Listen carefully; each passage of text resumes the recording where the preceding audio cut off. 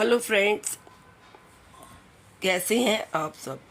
दोस्तों, हिंदू पंचांग के अनुसार चैत्र मास के कृष्ण पक्ष की एकादशी को पाप मोचनी एकादशी का व्रत किया जाता है। अंग्रेजी कैलेंडर के अनुसार यह व्रत मार्च या अप्रैल के महीने में आता है।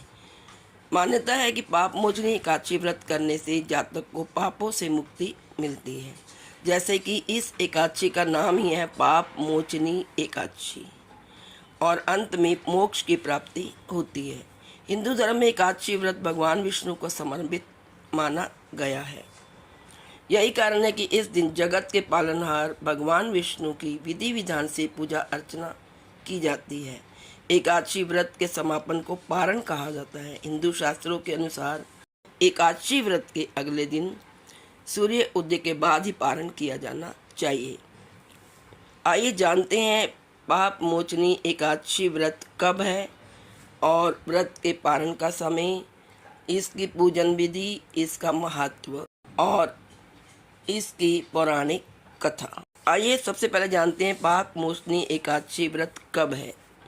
हिंदू पंचांग के अनुसार 25 मार्च 2025 को एकादशी तिथि सुबह 5:05 पर प्रारंभ होगी और 26 मार्च को सुबह 3:45 पर समाप्त होगी। उदया तिथि के अनुसार पाप मोचनी एकादशी व्रत 25 मार्च 2025 मंगलवार को रखा जाएगा। आइए अब जानते हैं इसका पारण समय। पाप मोचनी एकादशी का व्रत का पारण 26 मार्च बुधवार को किया जाएगा। व्रत पारण का शुभ मुहूर्त 26 मार्च को दोपहर 1:41 से शाम 4:08 तक रहेगा। पारण के दिन हरिवासर समाप्त होने का समय सुबह 9:14 है। हिंदू धर्म की मान्यताओं के अनुसार एकादशी व्रत का पारण द्वादशी समाप्त होने से पहले ही कर लेना चाहिए। धार्मिक मान्यताओं के अनुसार जो भक्त श्रद्धा और आस्था से पाप मोचनी एकादशी का व्रत रखते हैं, विष्णु भगवान की विधिवत पूजा करते हैं, उन्हें सारे पापों से मुक्ति मिलती है और साथ ही भगवान विष्णु प्रसन्न होकर उनके यहाँ सुख समृद्धि और खुशी का वरदान देते हैं। आइए अब जानते हैं पाप मोचनी एकादशी व्रत की पूजा विधि। सुबह जल्दी उठकर स्नान आदि से निवृत्त हो जाएं और फिर साफ स्वच्छ कपड़े पहनकर घर के मंदिर को साफ करके उसमें दीप प्रज्वलित करें। भगवान विष्णु का गंगा जल से अभिषेक करें। भगवान विष्णु को पुष्प और तुलसी दल अर्पित करें। यदि आप चाहे तो इसमें व्रत भी रख सकते हैं। जो व्रत नहीं रखते वो भी पूजा कर सकते हैं। और पूजा के बाद पाप मोचनी व्रत की कथा पढ़ें और फिर आरती करें। भगवान को भोग लगाएं। इस बात का विशेष ध्यान रखें कि भगवान को सिर्फ सात्विक चीज़ों का ही भोग लगाया जाता है। भगवान विष्णु के भोग में तुलसी को शामिल जरूर करें। ऐसा माना जाता है कि बिना तुलसी के भगवान विष्णु का भोग अधूरा ही रहता है और वो ग्रहण नहीं करते। इस पावन व्रत में भगवान विष्णु के साथ ही माता लक्ष्मी की पूजा भी करें और इस दिन भगवान विष्णु के मंत्र और सहस्रनाम तथा आरती करें। पाप मोचनी एकादशी एक विशेष दिन होता है जब व्यक्ति अपने पापों से मुक्ति प्राप्त कर सकता है और भगवान के आशीर्वाद से जीवन में शांति और समृद्धि पा सकता है। इस दिन विशेष पूजा, उपवास और ध्यान करने से न केवल पापों का नाश होता है बल्कि जीवन में नई ऊर्जा और सकारात्मकता का संचार होता है। पाप मोचनी एकादशी को सही तरीके से मनाकर आप अपने जन्म जन्मांतर के पापों से मुक्त हो सकते हैं और मोक्ष की दिशा में एक कदम आगे बढ़ सकते हैं। इस दिन हमें दान दक्षिणा भी जरूर करनी चाहिए। दान करने से सभी पाप समाप्त हो जाते हैं और मोक्ष की प्राप्ति होती है। पाप मोचनी एकादशी पर उपवास करना अत्यधिक शुभ माना जाता है और यदि आप व्रत रख रहे हैं तो उसमें केवल फलाहारी करें। उपवास करने से शरीर और मन की शुद्धि होती है और साथ ही पापों का नाश भी होता है। इस दिन विशेष रूप से भगवान विष्णु और श्री कृष्ण की पूजा करनी चाहिए।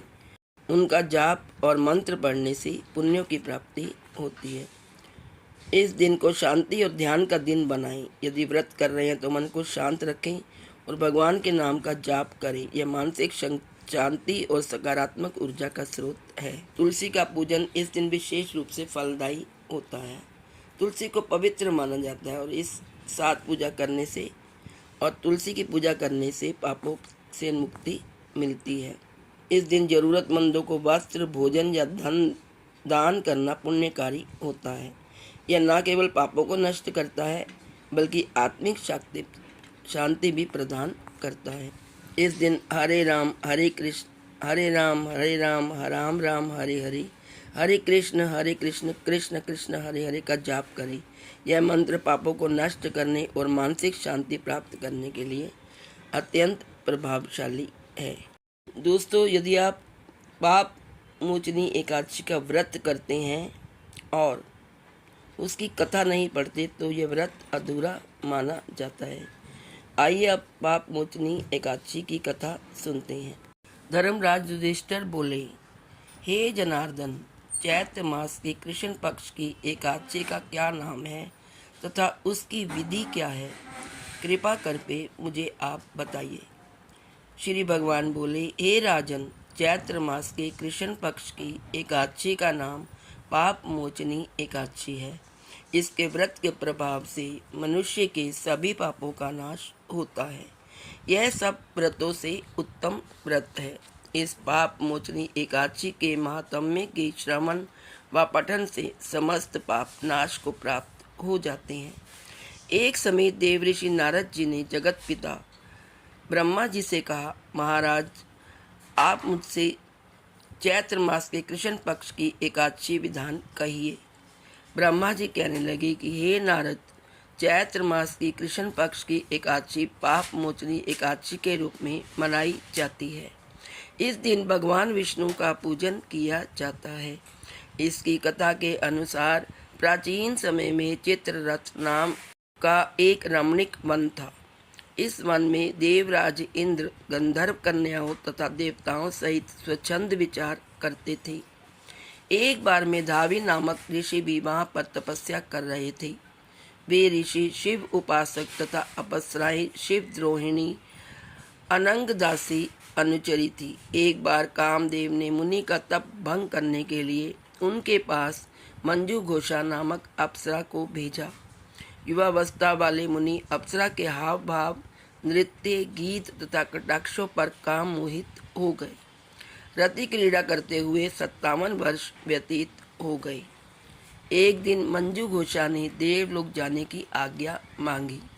उसके द्वारा आज्ञा मांगने पर मुनि को भान आया और उन्हें आत्मज्ञान हुआ कि मुझे रसातल में पहुंचाने का एकमात्र कारण अप्सरा मंजू घोषा ही है। क्रोधित होकर उन्होंने मंजू घोषा को पिशाचनी होने का श्राप दे दिया। श्राप सुनकर मंजू घोषा ने कांपते हुए ऋषि से मुक्ति का उपाय पूछा। तब मुनि श्री ने पाप मोचनी एकादशी का व्रत करने को कहा और अप्सरा को मुक्ति का उपाय बताकर पिता च्यवन के आश्रम में चले गए। पुत्र के मुख से श्राप देने की बात सुनकर च्यवन ऋषि ने पुत्र की घोर निंदा की तथा उन्हें पाप मोचनी चैत्र कृष्ण एकादशी का व्रत करने की आज्ञा दी। व्रत के प्रभाव से मंजू घोष अप्सरा पिशाचनी देह से मुक्त होकर देवलोक चली गई। अतः हे नारद, जो कोई मनुष्य विधि पूर्वक इस व्रत को करेगा उसके सारे पापों की मुक्ति होना निश्चित है, और जो कोई इस व्रत के महात्म्य को पढ़ता और सुनता है उसे सारे कष्टों से मुक्ति मिल जाती है। तो दोस्तों, ये थी पाप मोचनी एकादशी कथा की व्रत कथा। तो आप सभी भक्तों को मेरी ओर से पाप मोचनी एकादशी की हार्दिक शुभकामनाएं। भगवान विष्णु आपके जीवन में सदा खुशियां प्रदान करें। ओम नमो भगवते वासुदेवाय। Please like, share and subscribe. Thank you so much.